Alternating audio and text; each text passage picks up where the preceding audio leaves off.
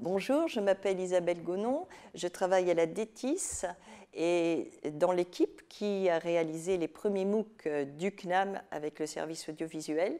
Et cette petite vidéo va vous expliquer comment et pourquoi nous avons mis au cœur du MOOC les vidéos de cours. Alors, pourquoi? Eh bien, parce que dans MOOC, comme c'est un acronyme anglais, le mot le plus important est à la fin. C'est donc le C de cours, et le cours, classiquement, c'est un enseignant qui transfère des connaissances, des compétences, et qui ne le fait pas n'importe comment, mais le met en scène pour qu'il y ait une meilleure appropriation, par ce qui est convenu d'appeler l'apprenant ou l'élève. Donc, les autres lettres de l'acronyme, ouvert, c'est qu'on peut y accéder sans aucune condition. En ligne, online, c'est sur Internet. Le fait qu'on puisse y accéder de partout avec Internet et sans condition fait qu'il y a beaucoup de monde qui s'y inscrit, en tout cas on le souhaite. Donc, il est massif. Donc, je reprends bien sur le fait que les éléments du MOOC, c'est d'abord le cours de l'enseignant. On lui conseille de faire sur 6 semaines, parce que 6 semaines pour quelqu'un qui travaille, c'est encore acceptable. Et puis, au cœur, donc, on a les fameuses vidéos avec quelques documents qui les accompagnent. Et puis, très important, le même enseignant qui a conçu, qui s'est fait filmer, il va accompagner et suivre en direct ce cours au moyen des moyens de l'Internet et adapté à la massivité, c'est-à-dire de la webconférence et des forums. Donc, au départ, l'enseignant conçoit, 4 mois avant. 3 mois avant, il fait la présentation, un petit teaser vidéo, et c'est le début des inscriptions. À la fin, on déposera le tout sur la plateforme Fun aux côtés d'autres établissements d'enseignement supérieur. Et donc, au cœur, on a l'enregistrement. Donc, des petites séquences de 10 à 15 minutes qui sont plus pratiques pour suivre le cours en mobilité, dans les transports par exemple. Donc l'enregistrement, c'est ce que nous sommes en train de faire. Donc je suis devant la feuille verte et l'enseignant est là. Il a un micro-cravate. On enregistre l'écran du PC qui est ici sous la caméra, hors champ, qui est recopié sur la tablette sur laquelle je suis en train d'écrire. Bon, il y a quelques petits conseils vestimentaires, mais ils sont classiques.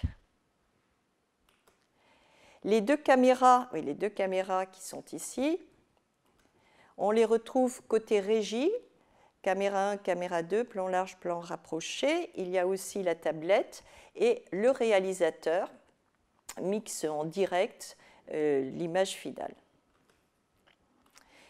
Donc, nous donnons aux enseignants des conseils pour préparer leur support, très souvent un PowerPoint, mais ça peut être autre chose, notamment la taille de la diapositive, la taille de la police.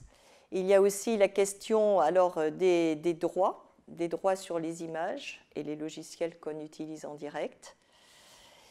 Il y a le bonhomme, là, et le pied de page et le logo, c'est-à-dire des zones réservées ici, et en bas pour justement les incrustations, comme vous le voyez actuellement.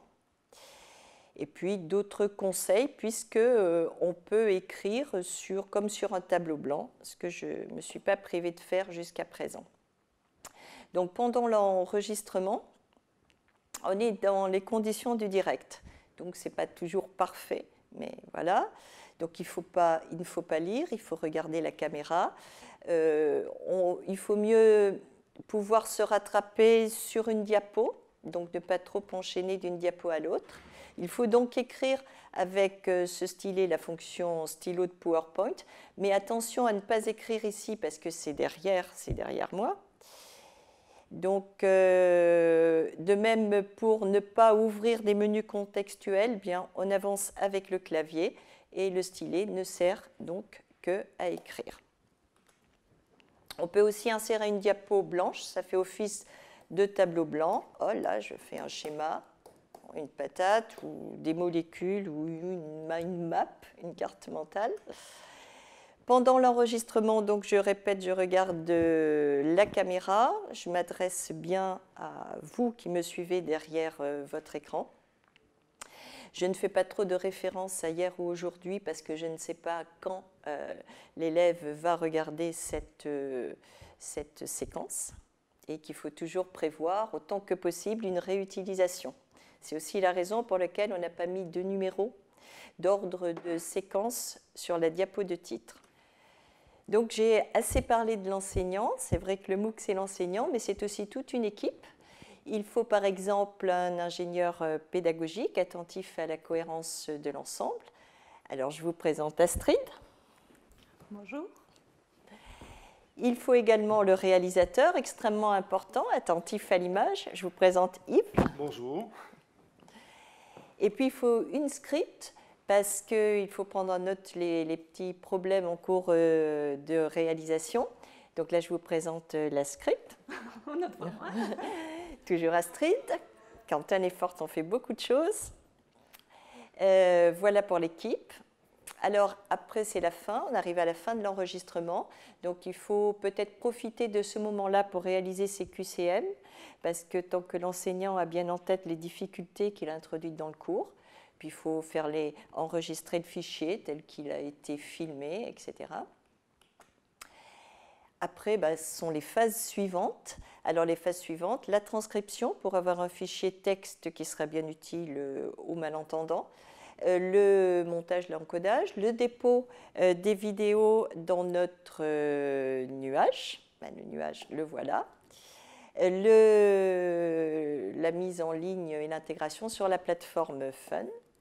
Et puis ici, j'entoure ici le mot fin, parce que nous arrivons à la fin de cet exposé et il faut que le réalisateur soit bien averti que c'est la dernière diapositive. Voilà, je vous remercie de m'avoir écouté, j'espère que ça vous sera utile. En tout cas, nous, ça nous a bien amusés.